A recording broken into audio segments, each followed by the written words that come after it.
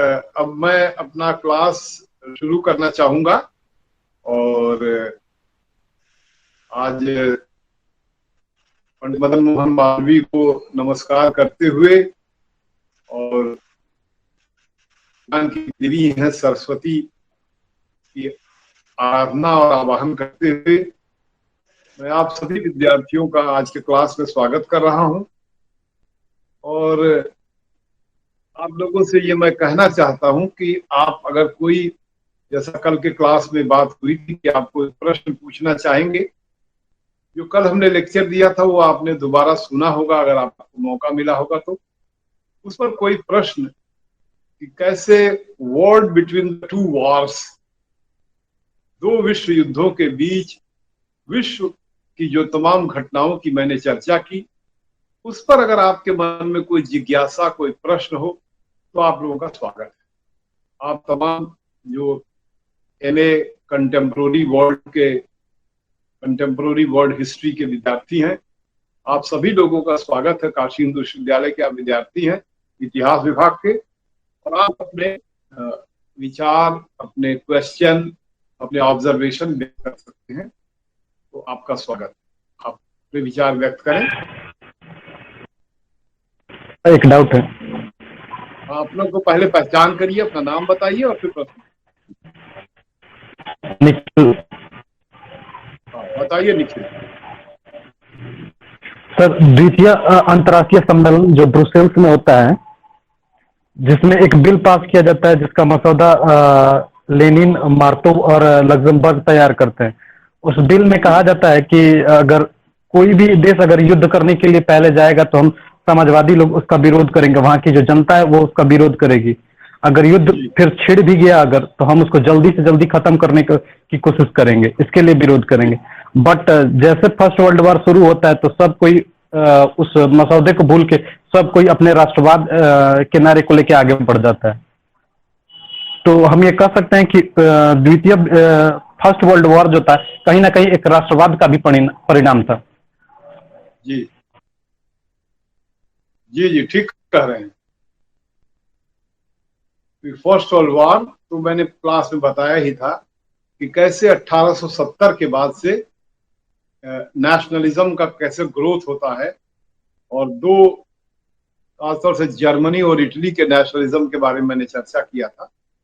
उन सब के ग्रोथ से, जिसको कई बार कहते हैं कि early comers to capitalism and late comers to capitalism, जो पहले पूंजीवाद को अपना लिए वो देश और जो बाद में पूंजीवाद को अपनाए वो देश। इस पर मैंने एक किताब की भी चर्चा की थी। उनके लेखक बेरिंगटन मूर जे.आर. नाम है उनका, बेरिंगटन मूर जे.आर. 1970 की किताब है social origins of dictatorship and democracy. Social origins of dictatorship and democracy में बेरिंगटन मूर जे.आर. बड़ा इंसाइक्लोपीडिक काम किया है और उसने विश्व के कुछ समाजों का अध्ययन किया है 1600 ईस्वी या 1500-1600 ईस्वी सन के बाद से लेकर, जिसमें उसने मुख्य रूप से अमेरिका के समाज, यूएसए का, फ्रांस का, ब्रिटेन का, रूस के समाज का, जापान का और चाइना का और भारत का, इतने समाजों का अध्ययन करके उसने दिखाने की कोशिश किया है कि किस तरह से जो विश्व में पूंजीवाद के अभ्युदय के साथ जिन देशों में पहले पूंजीवाद विकसित होता है, टेक्नोलॉजिकल रिवोल्यूशन के चलते, इंडस्ट्रियल रिवोल्यूशन के चलते, वे लोग पूरे विश्व में अधिक कॉलोनी इकट्ठा कर पाते हैं। और जहां पर थोड़ा बाद में कैपिटलिज्म आता है, जैसे जर्मनी और इटली, ये लोग के जो कैपिटलिस्ट क्लास है ये भी अपने लिए साम्राज्य की मांग करते हैं। और early comers to capitalism, early comers to capitalism, जो पहले कैपिटलिस्ट हुए, एंड लेटर और late comers to capitalism, early comers to capitalism and late comers to capitalism के बीच में कॉन्फ्लिक्ट होती है। और ये कॉन्फ्लिक्ट फर्स्ट वर्ल्ड वॉर और सेकेंड वर्ल्ड वॉर के रूप में इसको आप देख सकते हैं। किस तरह से जो जर्मनी के लोग हैं वहां पर एक खास किस्म का फ्यूडल सोसाइटी है जर्मनी का।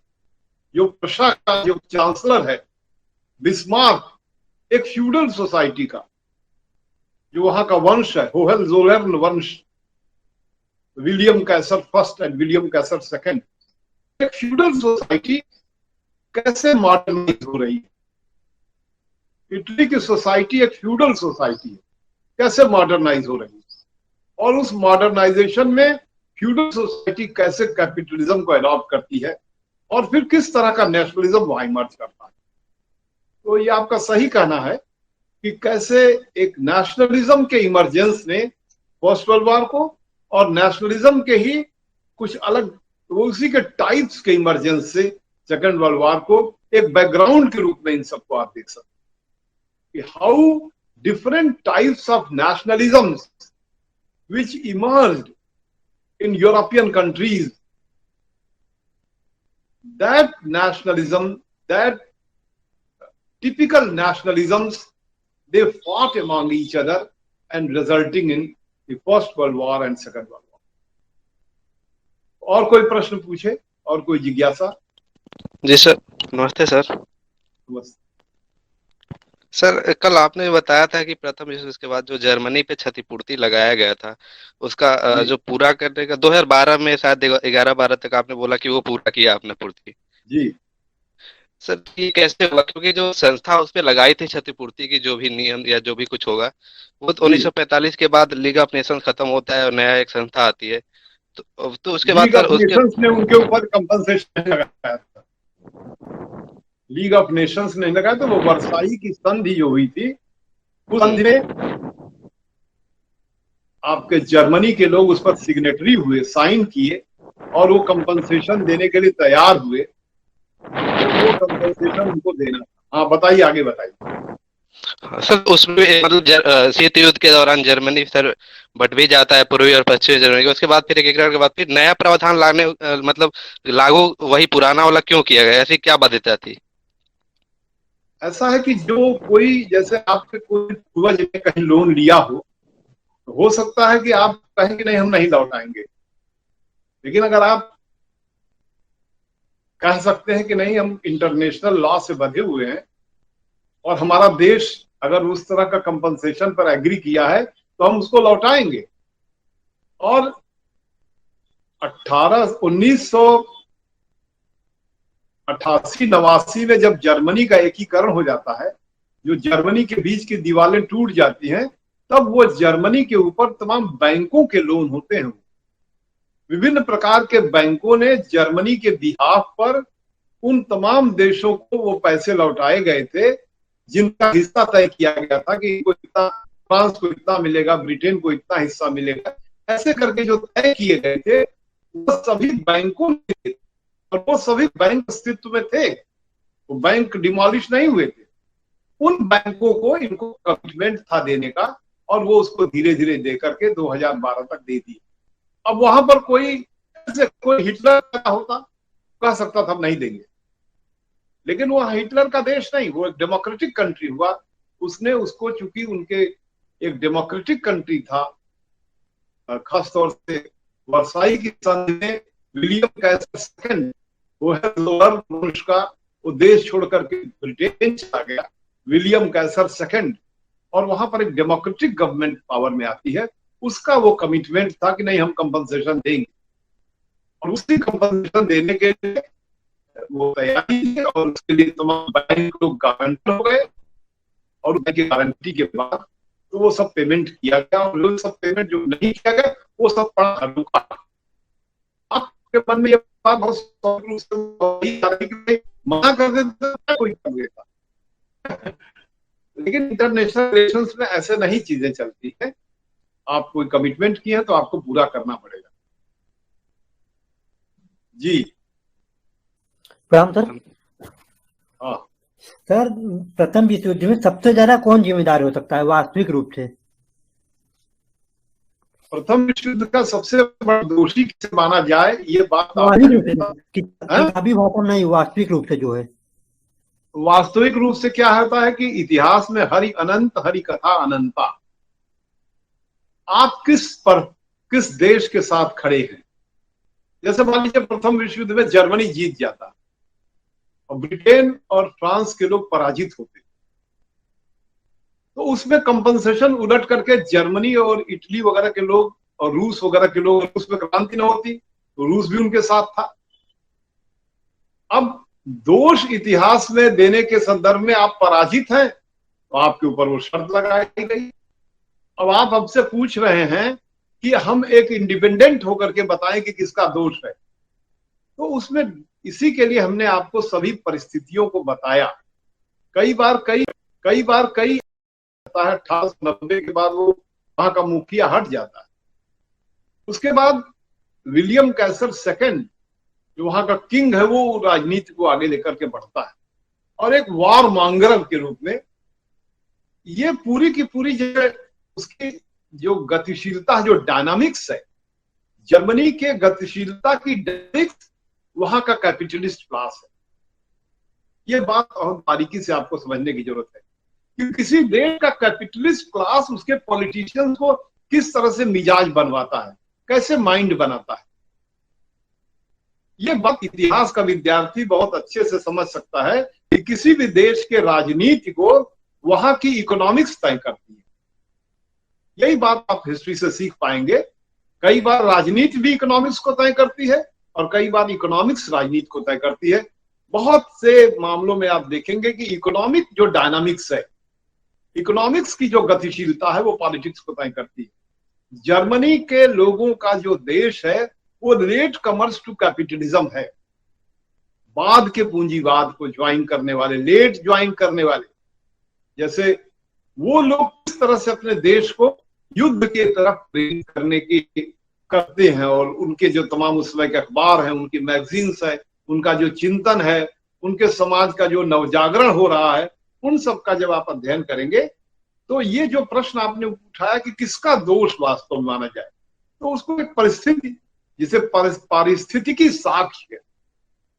अब फर्स्ट वर्ल्ड वॉर के लिए पारिस्थितिकी साक्ष्य के माध्यम से आप चाहे तो दो कैपिटलिज्म को दोषी कह सकते हैं। कैपिटलिज्म की डायनामिक्स ये थी कि इन लोगों को कॉन्फ्लिक्ट में आना था।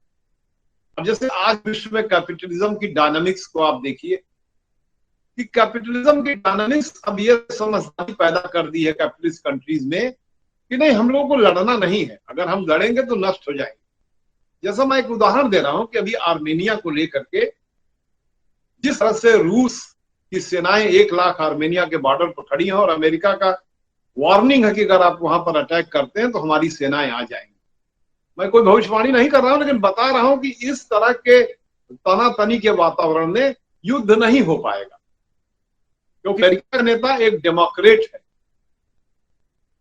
ब्रिटेन रूस का भी नेता एक डेमोक्रेट है, यद्यपि यह है कि उसने डेमोक्रेसी के माध्यम से अपने आप को कई वर्षों तक वहां पर स्थापित किए हुए है। और आर्मेनिया में भी एक डेमोक्रेसी है, कमजोर देश है, तमाम पाइपलाइन रूस की तमाम जो जा रही हैं, यूरोप को सप्लाई हो रही है, उसके कमीशन से वो देश की अर्थव्यवस्था चलती है। अब ऐसे परिस्थिति में क्या तृतीय विश्व युद्ध हो सकता है?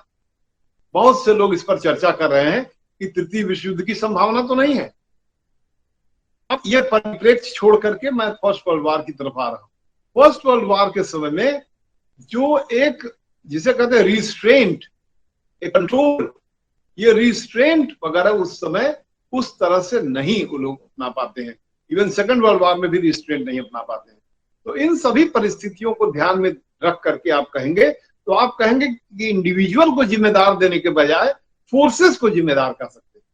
हिस्ट्री में फोर्सेस होती हैं, वो शक्तियां होती हैं, उन शक्तियों में व्यक्ति लोग उसके अनुसार करते हैं। बहुत से उदाहरण तो बहुत हो जाएगा, लेकिन जैसे भी किया एग्रीकल्चर के जो कानून थे, देश में एग्रीकल्चर के कानून आए, साल भर तक उसके आंदोलन चले। एग्रीकल्चर के कानून एक खास वर्ग के लोगों ने केंद्र की सरकार को प्रेरित किया कि भाई ये कानून आप लाइए, और एक खास वर्ग के लोगों ने कहा कि नहीं, ये कानून नहीं लगना चाहिए। अब उसमें एक समझदारी आई। ऐसी समझदारी के वातावरण में वो विड्रॉ किए गए। लेकिन यही समझदारी आपके देश में 1975 में नहीं आती।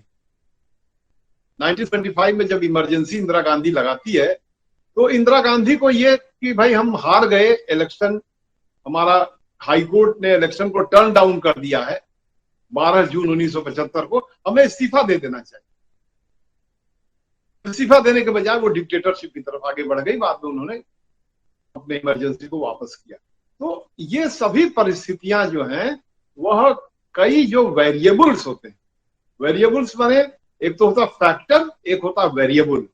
वेरिएबल कहते हैं वो सभी कारक जो बहुत अलग अलग ढंग से असर डालते हैं, और फैक्टर वही वेरिएबल का जो फिक्स रूप है वो फैक्टर। तो फर्स्ट वर्ल्ड वॉर के विचार करने में आप कह सकते हैं कि जो 1870 ऑनवर्ड्स या इवन और पहले से आप चलिए, फ्रांस की क्रांति से भी जोड़िए। फ्रांस की क्रांति ने किस तरह से यूरोप को जन्म दिया, एक नए प्रकार का यूरोप आता है।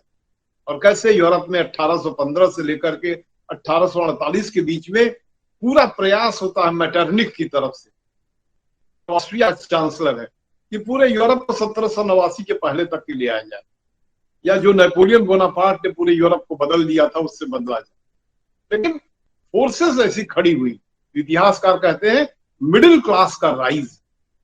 ये मिडिल क्लास जो बुर्जुआ क्लास है, विभिन्न देशों में बुर्जुआजी का राइज, मिडिल क्लास का राइज, उस देश का मिजाज कैसे बना था, और उस देश का मिजाज, उसका टेम्परामेंट और उसके आधार पर उसकी जो लीडरशिप है, पॉलिटिकल लीडरशिप किस तरह से जो डोमिनेंट मिडिल क्लास है उस मिडिल क्लास की बात को रखने के लिए मजबूर होती है, वो पॉलिटिकल लीडरशिप।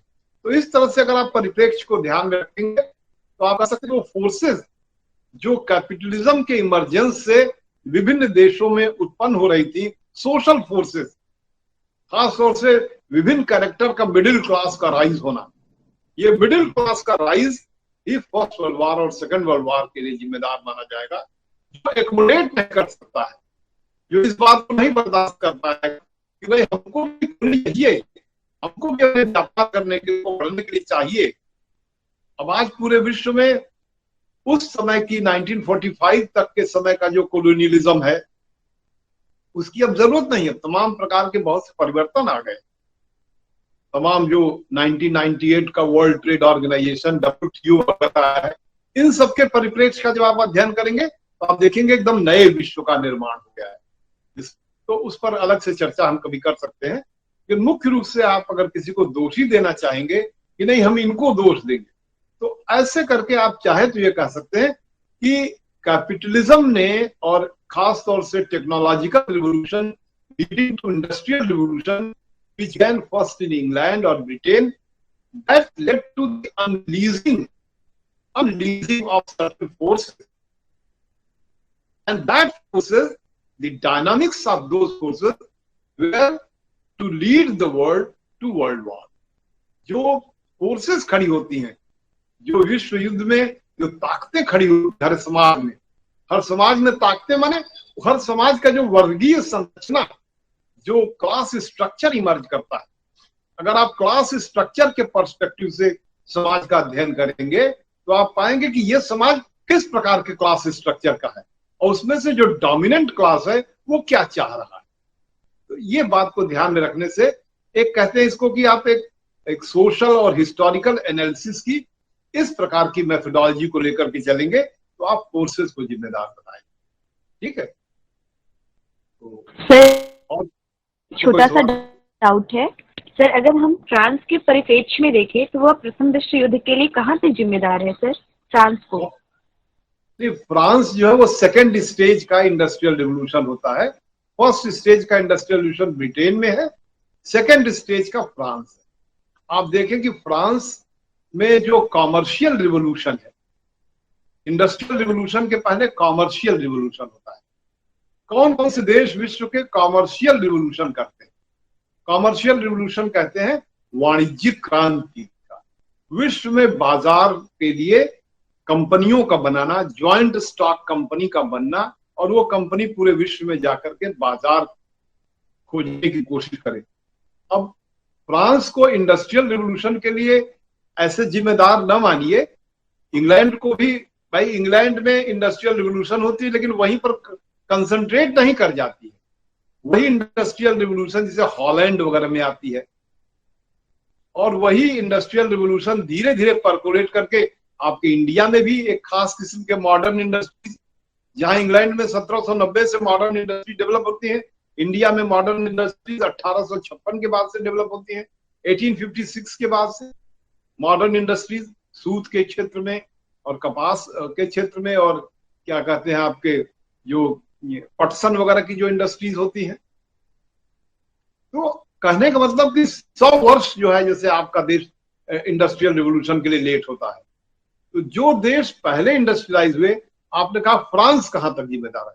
फ्रांस का जो पूरा का पूरा एग्रीकल्चर है, फ्रांस में खास किस्म के अंगूर वगैरह की खेती होती है, फ्रांस में खास किस्म के भेड़ वगैरह के माध्यम से वुलन वगैरह का काम होता है, वो सब के वहां की जनता फ्यूडलिज्म को तोड़ करके, सामंती व्यवस्था को तोड़ करके वहां की जनता एक खास किस्म से कॉमर्स में इन्वॉल्व। आप देखेंगे कि जिस देश के लोग कॉमर्स में जितना अधिक इन्वॉल्व होंगे वो देश उतना ही अधिक प्रगति किया है।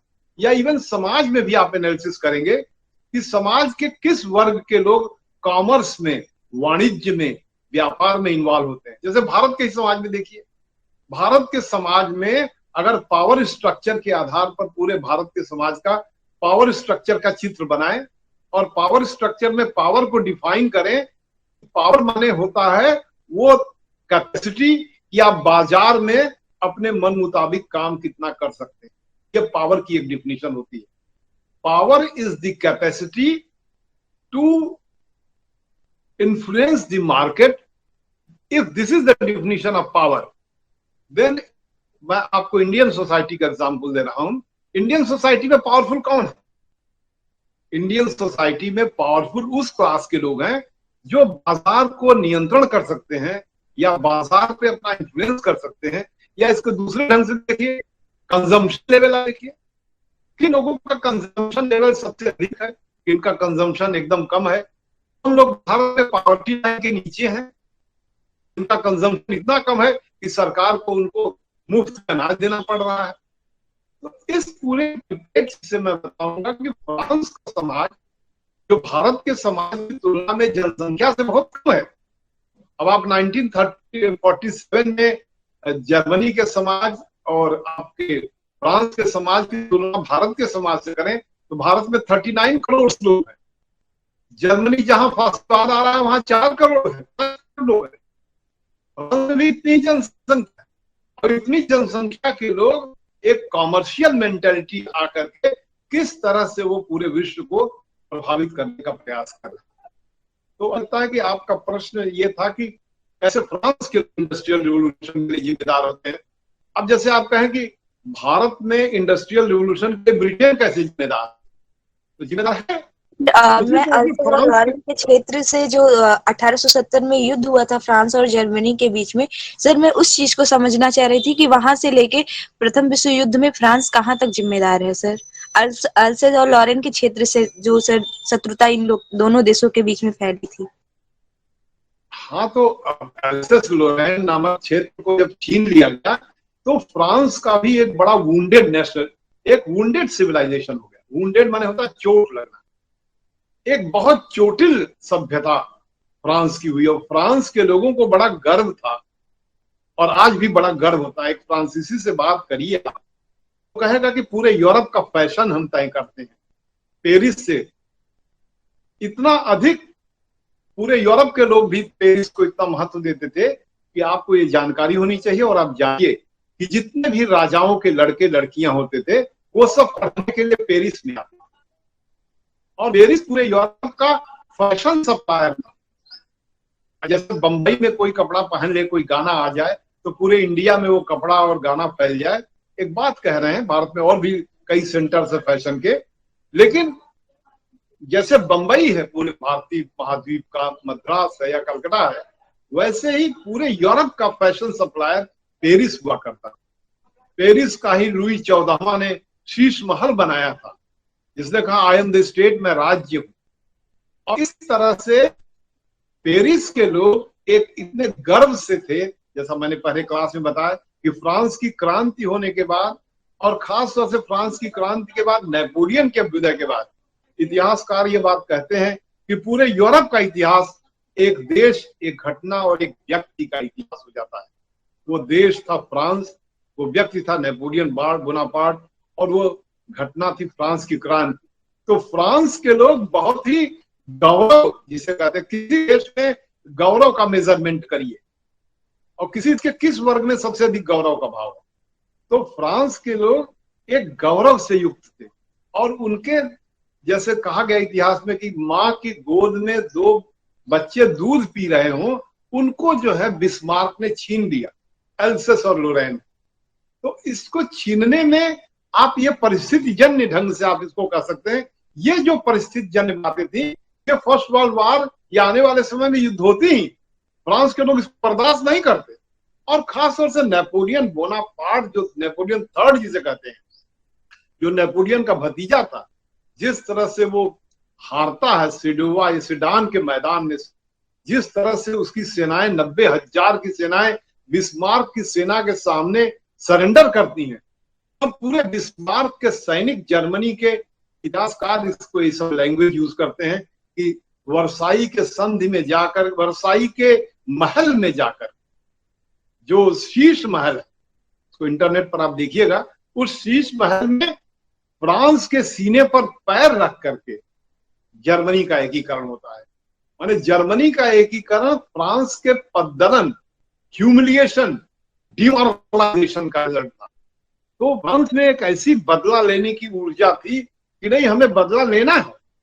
और उसके बाद आप देखेंगे कि किस तरह से गुप्त अलायंसेस कायम होते हैं, secret society, secret alliances, dual alliance, triple alliance और ट्रिपल आंता है, कैसे ताकतें जो है, फ्रांस किस तरह से जर्मनी को आइसोलेट करना चाहता है, जर्मनी कैसे फ्रांस को आइसोलेट करना चाहता है, ये सभी परिस्थितियां जो है वहां उत्पन्न होती है। तो आप फ्रांस को जिम्मेदार क्या मानेंगे फर्स्ट वर्ल्ड वॉर के लिए? आप कहेंगे कि वो, जिसे कहते हैं, एक ऐसी परिस्थिति थी जिस परिस्थिति में फ्रांस को अगर वो पराजित नहीं करता तो वो यूनाइट नहीं होने देता। आपने देखा होगा नेपोलियन ने किस तरह से 300 छोटे छोटे राज्यों को मिला करके एक जर्मनी का ढीला ढाला संघ बनाया था, जिसका नेता जो था वो प्रशा था, होहेल्ज़ोलर्न। और फिर प्रशा के तमाम जो फ्रैंकफर्ट वगैरह में तमाम सम्मेलन सभाएं होती थी, उसमें वहां के नेता ने कहा, बिस्मार्क ने, कि प्रस्ताव पारित करने से कोई देश का एकीकरण नहीं हो सकता है, इसके लिए ब्लड एंड आयरन पॉलिसी चाहिए, ब्लड एंड आयरन। तो आपका जो प्रश्न है कि कितना जिम्मेदार है, जिम्मेदार ऐसे एक परिस्थिति जन्य ढंग से आप देख सकते हैं कि किसी देश का कोई इलाका छीन लिया गया है और उस इलाकों को लेने के लिए वहां के तमाम नौजवान जो है पागल हो जाएं, और किसी एक खास मिशन में अगर उनको एकजुट किया जाए तो उसके लिए संगठित हों। तो इस तरह से आप कह सकते हैं कि ये परिस्थिति जन्य ढंग से एक सर्कमस्टेंशियल एविडेंस में ये लोग युद्ध के लिए आगे बढ़े। जी, थैंक यू सर। सर मेरा डाउट है। हम बताइए Nikhil. Sir first world war के बाद वर्साई की संधि से लीग ऑफ नेशंस का गठन किया जाता है, उसमें 14 सूत्री मांग वुडरो विल्सन देते हैं, बट अमेरिका उसमें ज्वाइन नहीं होता है, ऐसा क्यों? वुडरो विल्सन जब अमेरिका में जाते हैं तो कोई भी, जब उनका राष्ट्रपति विदेश में जाकर के किसी भी प्रकार की घोषणा करता है, किसी प्रकार के संस्था में भाग लेता है, तो उसको वहां की कांग्रेस को, जो वहां का हाउस, जो उनके मेंबर पार्लियामेंट है, उनका जो अपर हाउस है, लोअर हाउस है, उसको अप्रूव करना होता है। तो अमेरिका में उसको अप्रूव नहीं किया गया। अमेरिका एक डेमोक्रेटिक कंट्री है, वो अप्रूव नहीं किए तो अमेरिका जो है फिर यूएसए लीग ऑफ नेशंस का सदस्य नहीं कर पाए। ठीक है, अब क्यों अप्रूव नहीं किए, उनके पॉलिटिकल डायमेंशंस क्या थे, वहां शुरू से डेमोक्रेटिक और रिपब्लिकन पार्टियां पावर में थी। तो इस तरह से वहां का जो कांग्रेस है, उस कांग्रेस में वुडरो विल्सन को अप्रूवल नहीं मिला। उनका 14 सूत्री जो नेशनलिज्म का प्रोग्राम था, वो भले ही अप्रूवल ना मिला, लेकिन पूरे विश्व के लिए वो एक बड़ा मानक प्रोग्राम रहा, सेल्फ डिटर्मिनेशन। वहीं से नेशनलिज्म के सेल्फ डिटर्मिनेशन का कॉन्सेप्ट आता है कि हर राज्य की जगह कहा जाए हर लोग को, हर पीपुल को यह अधिकार है कि वह अपना आत्मनिर्णय करे। विश्व में जितनी भी राष्ट्रीयताएं हो सकती हैं वो सभी राष्ट्रीयताएं अपने आप को घोषित करके कह सकती हैं कि हम एक राष्ट्रीयता हैं और हमारा एक अलग राज्य होना चाहिए। अब आप चाहे तो इसमें एक संदर्भ और इतिहासकार चर्चा करते हैं कि वुडरो विल्सन का 14 सूत्री प्रोग्राम और लेनिन का कार्ल मार्क्स से जुड़ करके workers of the world unite, workers of the world unite में नेशनलिज्म को थोड़ा बैकग्राउंड में रखा गया है कि विश्व के मजदूरों एक हो जाओ। और खास तौर से सोवियत यूनियन के असर से जो विश्व के इंटरनेशनल वगैरह, लेबर के इंटरनेशनल और वर्कर्स के इंटरनेशनल बनते हैं। बस मैंने एक संदर्भ आपको याद दिलाया कि ये एक खास रूप से पूरे विश्व में फोर्सेस के रूप में, जहां एक तरफ नेशनलिज्म फोर्स के रूप में खड़ा होता है, वहीं एक दूसरी तरफ फोर्स के रूप में ही कम्युनिज्म से पूरे विश्व के मजदूरों को एकजुट करने का प्रयास किया जाता है। तो आपका जो प्रश्न है लीग ऑफ नेशंस में अमेरिका नहीं ज्वाइन किया, वहां के जो पॉलिटिकल डायमेंशन थे इसमें वुडरो विल्सन में आप उनको सपोर्ट करेंगे। जी सर मेरे दो क्वेश्चन और दे सकते हैं कि हाँ बताइए, नाम बताइए अपना। सर सांभवी सिंह नाम है मेरा। हाँ बताइए। सर मेरा प्रश्न रशियन रिवॉल्यूशन से रिलेटेड है, 1917 के। दो प्रश्न है सर। पहला कि ये जो रशियन रिवॉल्यूशन था इसका क्या कोई भी इम्पैक्ट या फिर इसने कोई भी रोल प्ले किया फर्स्ट वर्ल्ड वॉर को खत्म करने में? और दूसरा सर ये है कि हम देखते हैं कि ये रशियन रिवॉल्यूशन के जो आइडियाज थे इसका इम्पैक्ट ग्लोबली हुआ था। चाइना इन्हीं आइडियाज को इम्बाइब करते हुए आज वर्ल्ड की सेकेंड लार्जेस्ट इकोनॉमी बन गया है। तो सर क्या रशियन रिवॉल्यूशन का इम्पैक्ट किसी भी तरह इंडिया के नेशनल मूवमेंट को इन्फ्लुएंस कर पाया था? एक तो रशियन रिवॉल्यूशन होने से जर्मनी के साथ जो उसका इक्वेशन था, वो जर्मनी के साथ इक्वेशन के कारण जर्मनी के दोस्तों की संख्या में रशिया समाप्त हो गया। फर्स्ट वर्ल्ड वॉर में जर्मनी के वीकनेस के लिए आप देख सकते हैं रशियन रिवॉल्यूशन को भी जिम्मेदार मान सकते हैं। फर्स्ट वर्ल्ड वॉर के एंड के लिए वहां पर जो रिवॉल्यूशन होती है उसको आप जिम्मेदार मान सकते हैं। एक तो ये उत्तर हुआ। दूसरा उत्तर ये कि क्या ये जो रशियन रिवॉल्यूशन है क्या वो भारत के राष्ट्रीय आंदोलन को भी प्रभावित करता है? हम आपको बताएं कि रशियन रिवॉल्यूशन भारत के राष्ट्रीय आंदोलन को बहुत अधिक प्रभावित करता है, लेकिन उतना अधिक नहीं प्रभावित करता है जितना और भी फोर्सेस करती हैं। जैसे भारत में खुद 1920 में कम्युनिस्ट पार्टी ऑफ इंडिया की स्थापना होती है। वो कम्युनिस्ट पार्टी जो कि एक तरह से बैन होती है, उस पर ब्रिटिश गवर्नमेंट बैन करती है, और वो किस तरह से 1934 में एक कांग्रेस सोशलिस्ट पार्टी की स्थापना होती है।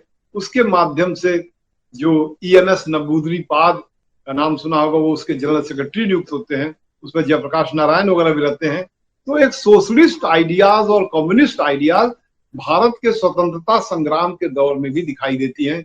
भारत का पूरा जो राष्ट्रीय आंदोलन है, इंडियन नेशनल कांग्रेस के जो तमाम रेजोल्यूशंस हैं, उन सभी रेजोल्यूशंस में खास तौर से 1931 का कराची कांग्रेस का जो रेजोल्यूशन होता है उसमें राइट टू वर्क और फंडामेंटल राइट्स, लोगों के काम करने का अधिकार, इन सब बातों को इंक्लूड किया जाता है। और इसी के साथ जो हिंदुस्तान आजाद होता है, उस हिंदुस्तान की आजादी के साथ जो प्लानिंग कमेटी और प्लानिंग कमीशन वगैरह आता है, वो सब रशियन रिवॉल्यूशन और खास तौर से लेनिन और स्टालिन जो प्लानिंग के माध्यम से अपने देश को डेवलप करना चाहते हैं, उसका प्रभाव दिखाई देता है। और जहां तक आपने चाइना का संदर्भ लिया, चाइना में भी रशियन रिवॉल्यूशन से प्रभावित होकर के वहां पर क्रांति होती है। और इसी के साथ विश्व के बहुत से देशों में क्रांति तो नहीं कहते हैं, जैसे वारसा पैक्ट कंट्री जिन्हें कहते हैं, 1956 के वारसा संधि के अंतर्गत के जो देश होते हैं, वो सभी देशों में फर्स्ट सेकंड वर्ल्ड वॉर के बाद एक, जैसे सेकंड वर्ल्ड वॉर के जो 3 विनर थे, 3 या 4 विनर्स थे, रूस था, फ्रांस था, ब्रिटेन था और अमेरिका था, इन सभी लोगों ने यह तय किया था, स्फीयर ऑफ इन्फ्लुएंस तय कर दिया था कि जो ईस्टर्न यूरोप के देश हैं वहां पर रशिया का इन्फ्लुएंस रहेगा, सोवियत यूनियन का, और वहां पर डेमोक्रेसी के माध्यम से इन सभी गवर्नमेंट बनाई जाएगी। परंतु चूंकि सोवियत यूनियन और अमेरिका एक दूसरे से फाइट नहीं कर सकते थे सेकेंड वर्ल्ड वॉर के तुरंत बाद, तो उन लोगों ने सोवियत यूनियन को महत्व दिया और सोवियत यूनियन ने इन सभी इलाकों में जो वार्सा पैक्ट कंट्री के इलाके हैं, जैसे पोलैंड हुआ, चेकोस्लोवाकिया हुआ, हंगरी हुआ, रोमानिया हुआ, ये सब जो तमाम देश हैं, उन सभी देशों में एक कम्युनिस्ट इंजीनियर्ड गवर्नमेंट फॉर्म होती है, पपेट गवर्नमेंट फॉर्म होती है। तो इस तरह से आप रशियन रिवॉल्यूशन का असर वो सब पपेट गवर्नमेंट में देख सकते हैं। पपेट इसलिए मैं कह रहा हूं क्योंकि वो मॉस्को जैसा चाहता था वैसे ही वहां पर होता था। परंतु चाइना का जो क्रांति था, वो चाइना की क्रांति को आप एक अलग ढंग से देख सकते हैं। चाइना का एक नेचुरल लीडर जो माओ जेडोंग था, माओ सेतुंग, कैसे वो बड़ी लंबी लड़ाइयां, लॉन्ग मार्च के बारे में आप पढ़ा होगा या आप पढ़िए। लॉन्ग मार्च के माध्यम से खुद जो कल के क्लास में मैंने बताया कि किस तरह से वहां की जो नेशनलिस्ट फोर्स थी, जो कॉमिंतांग की फोर्स थी, चियांग काई शेक की जो फोर्स थी, उन फोर्स से पहले संघर्ष होता है। और इस संघर्ष में जब खासतौर से जापान के लोग चाइना पर अटैक करते हैं, तब वो किस तरह से मिल करके माओ सेतुंग की फोर्सेस सफल होती है जापान को रिपल्स करने में। और जापान जब रिपेल होता है तो वो परिस्थितियां भी आपको जानना चाहिए कि कैसे अमेरिका जो है वो चियांग काई शेक के साथ रहता है।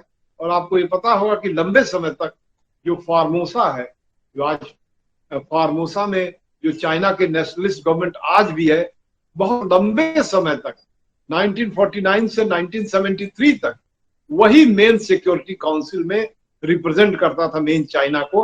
1973 के बाद जब वहां का राष्ट्रपति निक्सन और वहां का एक जो सेक्रेटरी ऑफ स्टेट किसिंजर, ये दोनों रात में चुपचाप जाकर के माओ सेतुंग से मिलते हैं और माओ सेतुंग से दोस्ती करते हैं।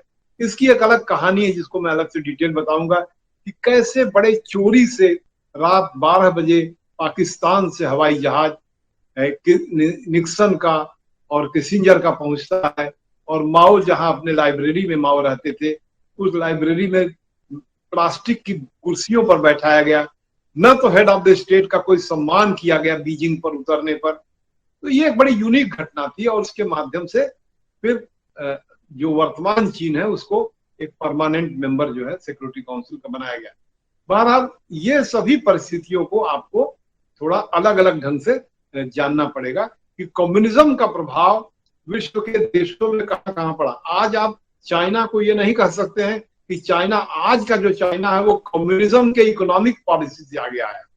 जैसा कि मैंने पहले के क्लास में भी बताया था कि चाइना के राइज के पीछे 1980 में डेंग शियाओपिंग, जो माओ का ही शिष्य था लेकिन माओ से अलग रास्ते को अपनाया, उसको कई बार लोगों ने, कम्युनिस्टों ने उस समय आलोचना भी किया था, ये कैपिटलिस्ट रोडर है। कैपिटलिस्ट रोडर माने कैपिटलिज्म के रास्ते पर गया, जहां भारत एक खास किस्म के पूंजीवाद को, प्राइवेटाइजेशन को, लिबरलाइजेशन को, ग्लोबलाइजेशन को 1991 में अपनाता है। उसकी तुलना में खास तौर से आप देखेंगे कि चाइना भारत से लगभग 10 वर्ष पहले उस रास्ते को अपनाता है। भारत से 10 वर्ष आगे जाकर के वो पूंजीवाद के रास्ते बढ़ता है। लेकिन चाइना का पूंजीवाद में एक बहुत विशेष बात है, अमेरिका और ब्रिटेन के पूंजीवाद में, फ्रांस के पूंजीवाद में, भारत के पूंजीवाद में और इवन रूस के पूंजीवाद में आप देखेंगे कि चाइना के पूंजीवाद में उन लोगों ने बड़े ही, जिसे कहा जाए, एक विशेष किस्म का जीनियस लगाया कि वहां डिक्टेटरशिप भी है। आज वहां कम्युनिस्ट पार्टी डिक्टेटरशिप है, कम्युनिस्ट पार्टी के अलावा कोई पॉलिटिकल पार्टी नहीं, लेकिन उस कम्युनिस्ट पार्टी के डिक्टेटरशिप के अंतर्गत वो पूरे के पूरे अपनी मार्केट को, ग्लोबल मार्केट को खोले हुए हैं। आप आइए हमारे देश में बाजार करिए, व्यापार करिए, मल्टीनेशनल कंपनी आप हमारे यहाँ आइए, आप व्यापार करिए हमारे देश से, हमारी भी मल्टीनेशनल कंपनियां हमारे देश में भी व्यापार करेंगे और आपके देश में भी जाएंगे। तो चूंकि चाइना में एक खास किस्म के कम्युनिज्म का स्टेट स्ट्रक्चर है, एक ऐसा स्टेट स्ट्रक्चर है जो किसी प्रकार के विरोध को नहीं सहता है। अब जैसे भारत से तुलना करिए, भारत में तो जिस तरह से किसान आंदोलन चला साल भर, ये चाइना में नहीं हो सकता था। चाइना में उतने लोग मार दिए गए होते, बहुत से लोग, उनकी चूंकि डिक्टेटरशिप उनकी है। अब ये कितने दिन तक चाइना में चलेगा, आने वाले समय में कब तक रहेगा, ये सब तमाम समाज वैज्ञानिक और इतिहासकारों को विचार करना है। लेकिन आपको ये बहुत बारीकी से ध्यान देना है कि चाइना का जो कैपिटलिज्म है और कम्युनिज्म है, उसका एक विशेष किस्म का मैरिज हुआ है। और उस मैरिज में आज चाइना की स्थिति यह है कि विश्व की सबसे टॉप इकोनॉमी जो अमेरिका की इकोनॉमी है उससे एकदम सेकंड नंबर पर आ गया। और बहुत से मामलों में भारत भी अपने इसी रास्ते थर्ड नंबर पर है। जैसा कि मैंने पहले के क्लास में बताया था या चर्चा किया था, आज बताऊंगा कि यूनिकॉर्न एक शब्द आता है। यूनिकॉर्न कहते हैं उस स्टार्टअप को, जिस स्टार्टअप में कोई नया बिजनेस कर रहा है, उस स्टार्टअप को जिसमें $1 बिलियन लगा हो, 1,000 बिलियन डॉलर लगा हो, 1,000 बिलियन डॉलर लगा करके अगर यूनिकॉर्न बनाए जा रहे हो, ऐसी कंपनियां बनाई जा रहे हो, तो सबसे अधिक 1,000 बिलियन डॉलर की कंपनी जो है वो अमेरिका में है। उसके बाद सेकंड नंबर चाइना में है, थर्ड नंबर इंडिया में है। इंडिया भी उसी तरह से बढ़ता है। लेकिन अगर आप इंडिया और चाइना के व्यापार के बारे में बातचीत करेंगे तो आज भी इंडिया का जो सामान का सप्लाई चाइना का होता है और चाइना की सप्लाई जो इंडिया को हो रही है, आज भी चाइना का 30% सामान अधिक इंडिया को सप्लाई हो रहा है। और अगर भारत और चीन के बीच में युद्ध नहीं हुआ होता, भारत के लोग बहुत होशियार नहीं होते, तो अली बाबा से लेकर के तमाम प्रकार के जो गतिविधियां भारत में चल रही थी, पूरा का पूरा भारत की अर्थव्यवस्था जैसे चाइना की अर्थव्यवस्था गुलाम बनाई जा रही थी। और भारत के व्यापारी लोग भी, उनको बड़ा सूट करता था कि चाइना से बहुत सस्ते से सामान ला करके भारत के मार्केट को फ्लड कर दिया जाए। आज भी भारत के मार्केट में बहुत अधिक चाइना का सामान फ्लड किया हुआ है और चाइना का सामान बिक रहा है। तो बहरहाल आपका जो प्रश्न था, उस प्रश्न के परिप्रेक्ष्य में हमने ये बातें बताया कि कम्युनिज्म का पूरे विश्व में कैसे कैसे असर पड़ा। धन्यवाद। Thank you sir. हमें लगता है सर मेरा एक क्वेश्चन है कि जैसे मुसोलिनी और हिटलर ने, इन्होंने एक्सट्रीम नेशनलिज्म का नारा देकर लोगों को एकजुट किया था कि हम जो हमारे साथ बेइज्जती हुआ है उसका हम बदला लेंगे। तो सर इनका मेन ये नहीं था, बल्कि उनका मेन ये था क्या कि वो लोग बस केवल, जैसे आप बोले थे कि ये लोग लेट कमर थे कैपिटलिज्म में, तो ये लोग बस ज़्यादा से ज़्यादा रिसोर्सेज को कैप्चर करना चाहते थे और इन्होंने बस माध्यम बनाया था कि हमारा बेइज्जती हुआ, आइए चलिए बदला लिया जाए। हाँ, सही बात है कि वो उनका जो कैपिटलिस्ट क्लास था वो लेट कमर्स टू कैपिटलिज्म था। तो उसने कल्चर को यूज किया, कल्चर को, लोगों के चोट को, लोगों के दुख को यूज करके एक खास किस्म के नेशनलिज्म, फासीवादी या नाजीवादी नेशनलिज्म को डेवलप किया। आपके देश में आपको चोट लगी तो उससे आपने कैसा व्यवहार किया? क्या आपने एक ऐसे नेता को चुन लिया जो नेता आप चुन लेने के बाद तय करेगा कि आप कैसा कपड़ा पहनेंगे, कैसे बोलेंगे, कैसे उठेंगे, कैसे चलेंगे? ये जो एक आप अपने को सरेंडर कर देते हैं एक नेता के आगे, और वो नेता उस सरेंडर का महत्व ना करके आपके ऊपर वो तमाम बातें इम्पोज करता है। आपका पूरा बायोडाटा बनाना, आपकी कुंडली बनाना, आप कहाँ बात कर रहे हैं, क्या कर रहे हैं, आपकी पूरी व्यक्तिगत स्वतंत्रता को बाधित कर देना। जो भारत के संविधान के अनुच्छेद 21 में व्यक्तिगत स्वतंत्रता का अधिकार है, वो सब छीन लिया जाए। अगर ऐसा कोई नेता अगर आपके देश में उपस्थित हो, जैसा कि आपके यहाँ हो नहीं सकता, तो उसको आप कहेंगे कि वो वहां की जो फोर्सेस है, अब किसी भी देश का अध्ययन करने के लिए वहां के फोर्सेस का मतलब क्लास स्ट्रक्चर का, वर्गीय संरचना का, कि सबसे धनी पूंजीपति क्या सोच रहे हैं, उसके बाद के वर्ग के पूंजी, पूरे समाज को 7 या 8 टुकड़ों में बांटिए और विभिन्न वर्ग के लोगों के चिंतन को देखिए, किसका चिंतन डोमिनेट कर रहा है वहां के राज्य के ऊपर, वहां के पॉलिटिशियंस के ऊपर। तो इस तरह से आप कहते हैं कि ये जो लेट कमर्स टू कैपिटलिज्म थे और उसके जो डोमिनेंट जो कैपिटलिस्ट क्लास थे, उन लोगों का वर्ल्ड व्यू था कि पूरे विश्व को कब्जा कर लेना है, अपने नौजवानों को कुछ इस तरह से नशा कर देना है कि हमें पूरे विश्व को कब्जा करने के लिए आप नौजवान तैयार होइए। और नौजवान सेना में भर्ती हो रहे हैं। अब आप समझिए कि इतना बड़ा जर्मन नेशनलिज्म था कि जर्मन की तमाम लड़कियों ने यहां तक कहा कि हम हमारे देश के लिए आप हमें, अगर आपके देश में तेल की सप्लाई नहीं आ रही है तो आप चाहे, हमें कहने में अच्छा नहीं लग रहा है कि जर्मन लड़कियों ने कहा कि हमें अरब वर्ल्ड में भेज दीजिए और वहां से जो तेल है आपके यहाँ सप्लाई हो सके। तो इस तरह से आप अपने देश के लिए इतना अधिक कुर्बान हो जाइए कि आपका अपना कोई व्यक्तिगत, आपकी कोई वो छवि ही ना रह जाए, आपकी कोई व्यक्तिगत वजूद न रह जाए, आप एक चलती फिरती लाश की तरह से अपने देश के लिए समर्पित हो जाए। इस तरह से आप हिप्नोटाइज हो जाए, ये हिप्नोटिज्म हर व्यक्ति के मन में आ जाए तो इसी हिप्नोटिज्म को कहते हैं कि ये एक फासीवादी या नाजीवादी नेशनलिज्म है। कोई एक जर्मन जासूस पकड़ लिया गया तो ब्रिटेन के लोगों के सामने वो खोल ही नहीं रहा था कि वो जासूस है, उसको खुलवाने के लिए तमाम कहानियां हैं कि उन लोगों ने हिटलर के ऊपर गोली चलाई, हिटलर के फोटो के ऊपर। जैसे हिटलर के फोटो पर गोली चली, वो जर्मन नेशनलिस्ट जो था, जो जासूस था, वो तुरंत प्रकट कर दिया कि नहीं, बहुत बुरा माना उसने। तो कहने का तात्पर्य कि इतना अधिक नशा आपको किसी एक नेता के प्रति आ जाए कि नेता की फोटो पर भी अगर गोली चलाई जाए तो आपको बुरा लग जाए। तो ये एक खास किस्म का फासीवादी और नाजीवादी राष्ट्रवाद है। मैं सोचता हूँ कि समय हो गया आप लोगों का, और फिर आज का क्लास यही समाप्त करते हैं, और कल के क्लास क्या हम लेंगे उसके बारे में आपको हम सूचित करेंगे। बहुत बहुत धन्यवाद, आप लोगों ने बहुत अच्छे सवाल पूछे जिससे हमें आपको बताने का सुख भी मिला और आपसे चर्चा हुई। तो बहुत बहुत धन्यवाद, बहुत धन्यवाद। Thank you sir. Thank you sir.